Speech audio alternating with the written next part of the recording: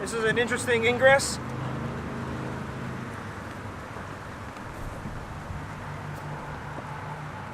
All right, we have full penetration.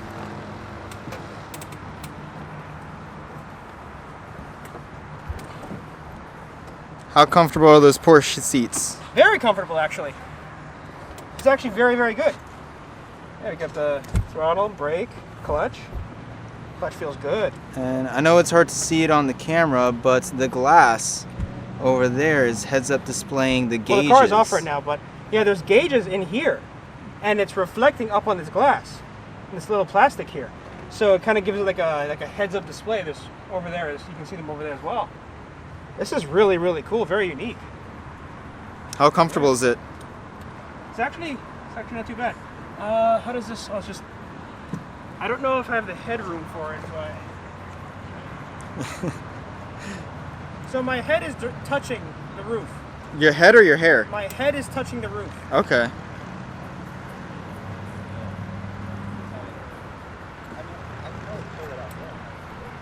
Let me tell you something. Come here.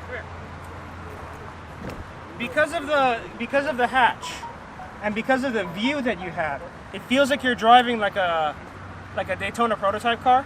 Mm-hmm. You know, like a DPI car, or like an Orca chassis, like LMP2. Like it's really, really tight, you know. But that view that you have is incredible. But the shifter's on the left side. Let me see if we can put this back up. All right. So the shifter is actually on your left, over here. So there's first, second. You know, for something that's entirely hand-built from bumper to bumper, you know, this is incredible craftsmanship. Yeah, you got I guess maybe this is for nitrous or something. And I'm not sure if this is like a joke or not, but it seems to me it has some kind of air conditioning, or like there's a fan right here. Yeah, there's a vent right here with there's a hose in the back leading to something. So I think it might have either maybe just air coming in, or there might actually be air conditioning in this thing. And then those are what, the overhead lights, headlights? Yeah, we have here headlights. Looks like some, I don't know what that is. Emergency lights, engine start, and maybe this probably just turns on the electrical power, so accessory. Okay. Dude, and the shifter is carbon fiber. I think it's actually handmade carbon fiber, and it's pretty. Yeah, that was handmade because I wanted to originally make the car. Yeah. Where it would be a clutchless shifting system, and Right. I kind of just left that as a. Yeah, like a sequential. Yeah.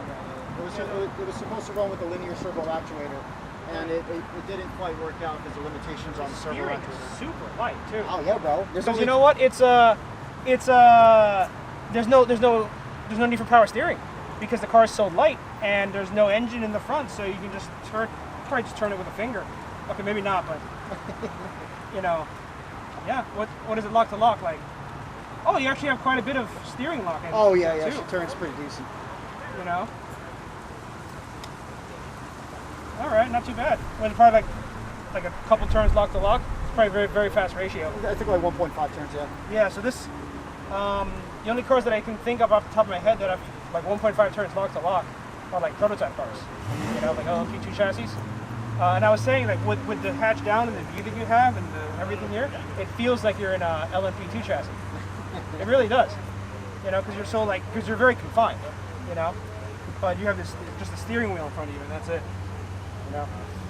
And then the AC works with that fan button? Yeah, or is that just fan? That is actually auxiliary fan for the radiator if I ever go to take it to the track. Oh, I see. The cooling on this car, believe it or not, because there isn't a lot of window area, there isn't a lot of sunlight that comes in. Right. So the cooling effectively comes from the motion of the car as it's driving. Okay. There's a little ram air intake that's over there that runs it straight to those vents.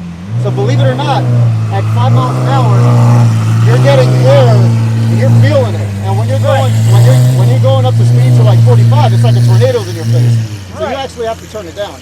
But yeah, it just uses a natural flow, eliminates the need for a blower motor, less electronics, less weight, you know, just less everything. Awesome. Less complicated means it works. Now to get you out of the car. All right. Yeah, shoehorn. Yeah, just feel free to lift up.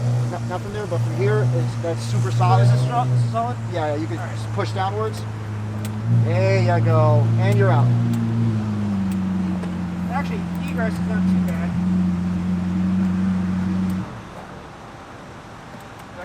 The main beam is right here, so I'm going to put it Is right this a here. good solid place? Not there, but Here?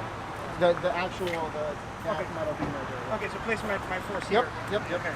All right. And you're golden. Just watch nuts, just you're good to go. Carousel turning over here. All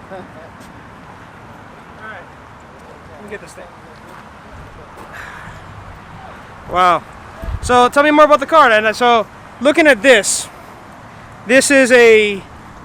bodywork is on the wheel hub or something? Yeah. I wanted to give it a sensation that it almost felt like a hovercraft. Almost Right. like it's a future spaceship. It just landed and it's about to take off again. So what I did was I sculpted out of styrofoam the front pods and made them seem like they were going to be almost like a front wheel fairing, but I mounted it straight to the hub. So it's actually an articulating floating assembly. So when you drive, it actually turns with the steering. And you know what? At this angle, it just looks like there's some kind of like thrusters or something like you have here. Oh, yeah, like it's some yeah, kind yeah. of Star Wars like Yeah, speeder or something. I wanted to give it that sensation that it was straight out of some cyberpunk future, almost like Blade Runner or something like that. Right. Where it just landed and it's ready to take off. Okay. I So mean, you're using inboard QA1 coilovers. That's kind of cool. Oh yeah, absolutely. They're adjustable, easy to work on. And I just wanted to make sure that it gave a sensation of something you've never seen before. Right. So, I mean, with the front suspension, I engineered that. Well, actually, reverse engineered a Citroen 2CV from the 1940s. Really, a 2CV? Yeah, because if you ever look at that, the chassis separated from the actual body, the actual suspension goes around the motor with a trailing arm design. But I wanted something a little bit more modern with stability, so I did a double trailing arm design and hooked it up to lateral and vertical stability bars. Okay. So Oh wow! it's a lot of work. It's like a double wishbone, double trailing arm. Yeah, I see that because you got it actually hooks up here and it articulates up and down like this, not like this. That's interesting. And then you have, because it's going back and forth like this, you can use the coilover in this manner. Yeah, absolutely. That's Keeps the weight fascinating. a little bit lower and helps with handling. So, Okay. Yeah, she's nice and stiff, and she takes the turn pretty damn well. Oh, I bet. And then coming around back, what do we have going on here? It is a 4G63 from a 1990 Mitsubishi Eclipse GSX. Really? Okay. Yeah, I went. Any internal work? Oh, absolutely. I went and I race built this from the bottom up. I mean, white steel pistons, ARP, everything. I just made sure she was race ready. She puts out 510 horses to the wheels. Holy shit. Yeah, and she's made it to a STI 6-speed transmission. So it is 6 So speed you're using and all. Mitsubishi parts and Subaru parts together. Brother, it's whatever works. There's probably some people are going to be a little mad about that. I'm okay with it because the way I build cars, it's with garage guerrilla tactics. I make sure I get whatever I can to build what I want. Right. And then, yeah, the use of a Subaru transmission is interesting because, there aren't many transmissions that you can mount longitudinally that also have, the drive axles in that position. The closest thing I can think of are for mid-engine cars like the Lamborghini Huracan has it like that. Yeah. The Gallardo has it like that. Well, the other option would be like a transmission out of a Porsche, but you know what? Yeah, like a G50 and flip it around. Yeah, exactly. But I try to build them where they're affordable, where I can continue to build them. Yeah. And I don't want to be bound up in parts that are going to bankrupt me. Yeah, good I luck wanna finding a focus on the G50 build. these days. Yeah. there You go. know, but the Subaru transmission, I'm not sure if you all know, the transfer case is internal. It's not like some transmissions where you need an external transfer case, then send the power up to the differential in the front. The transfer case and differential is integrated into the casing. He's just not using the rear-wheel drive output. So, question: how did you disable, did you disable the rear-wheel drive output? Yeah, it's eliminated. Yeah, I went Okay. and put in a block-off plate that redirected all the power to the front, like you mentioned. Okay. And you bolt it in and make sure she's solid. And I cut off the output and just welded it shut.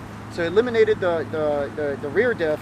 And I went and took out the front diff and replaced it with the Quaife ATB LSD. Oh, very good. To make sure that she hooks off the line. And Very she good, does. very good. She does, especially with how light she is. And you know what? The Subaru 6-speeds, these are known to be extremely strong, but typically going to all four wheels. I don't know how much power is split to the front wheels. So, considering that you've got 500 horsepower coming out of that thing, actually on this transmission, the power goes this way, and then the transfer case is about here. And then there's a short drive shaft internal to the transmission that comes here to the differential. So upgrading the differential is definitely a good idea because it's handling a lot more power than it normally would be. 100%. You know, 100%. a Subaru STI making 500 horsepower, the front's only handling 250. So this is almost as if you have a Subaru STI making 1,000 horsepower. Well, that's the reason why I felt the need to beef up every part of those internals I could get my hands on. You know? Coming around here, what turbo are you running? That is Precision Turbo. It's a PT and E 6062. Okay, so you're running tile hardware, boost control, that's good stuff? Yeah, absolutely. 62? Mm-hmm. Oh, it's a good sized turbo. Ball It's bearing? actually a 6062. A 6062. In order to make sure that it spools up a little bit quicker with the 4-cylinder. Okay, you running ball bearing turbo? Yeah, absolutely. I gotta have ball bearing, man. And I love how you have it set up because the compressor outlet goes out this way, under the engine, comes around this way to the intercooler, right? Through the intercooler, straight up. There's the throwout bearing. No, not this. There's the blow-off valve. There's the throttle body, right into the manifold, and send it. When I designed this car, I made sure everything was for the ease of accessibility. Yeah. Because when I build it, it's not about just building it cool. You want to build it where it's an improvement. So like when I designed the car, it's 2 rubber bands. Hey, look at that. The drifter bands, and she pops right open, and you have full access to everything. So if you need to rip the head, everything's here. You know, the IC pipes in the front, you have plenty of space to redo the timing.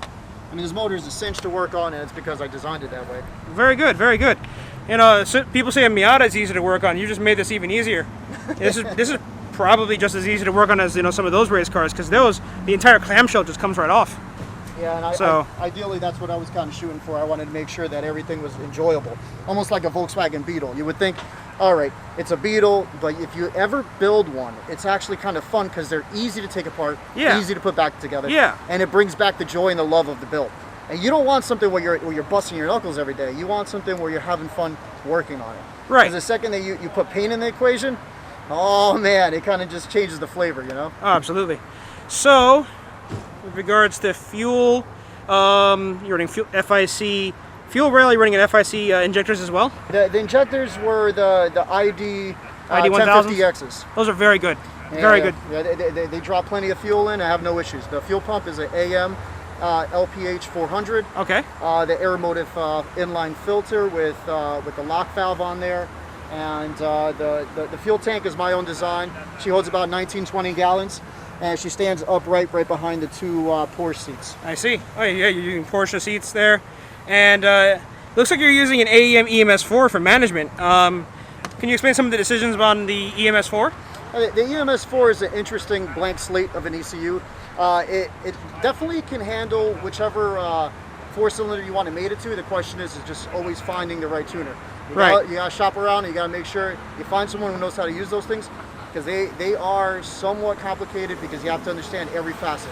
It doesn't come pre-programmed. It requires some engineering behind. You might, and I guess there's no base maps for the EMS4 and the 4G. Yeah.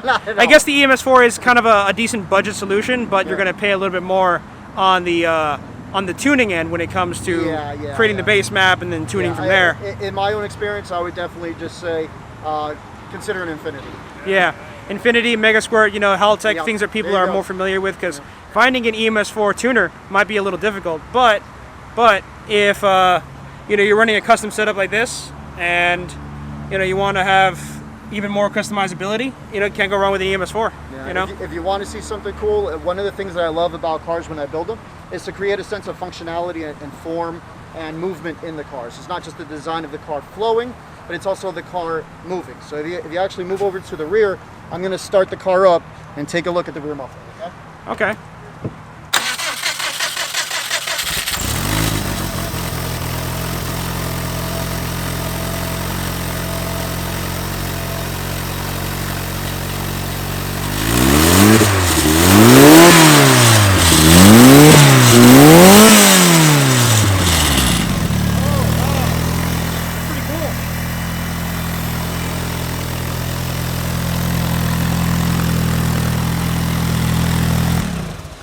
So what I saw there, I saw this moving and expanding as you were driving it. So I'm guessing that this is connected to some kind of actuator that's driving this? Yeah, it's a drive cable that I hooked up to the gas pedal, but with the muffler, I took a MagnaFlow muffler. And first of all, I love MagnaFlow. It's a basic muffler, stainless steel, solid construction. but they always work, and they are very silent. It gives it a nice rumble, and it's a nice noise. I'm a big fan of MagnaFlow. And what I did was, to give it a little bit extra life in the back, I went and took a 3/8 oil filter ratchet and welded it to these prongs right here. So that way when you do open it up and you do hit the gas, you can see an actuation where the muffler actually opens and separates. Oh wow, it looks like there's some kind of like gears there. Yeah. Dude, this is so cool. It's hooked up to And a it's lighting hooked up right system. here to the throttle cable, and it comes all the way. And is it hooked up off the throttle body too, or is it? The throttle body is hooked up to a separate cable just to make sure that the two individual Right. So there's systems don't. so you have don't redundancy. mix. Right. Okay. So if you see this thing at night, which I recommend coming back when it darkens a little bit, the lighting hooked up to the muffler with the actuation gives this thing a real feel that something else is going on here. That Dude. sensation of propulsion, ionization, something's that it's just coming from the future. You just don't know which one. You know? Awesome, man. Well, I think we've gone through the whole thing, and this is an absolutely incredible car. You know, thank you for your time. Thank you for showing us Not this a problem, car. brother. Yeah, just wow. Drop the hatch.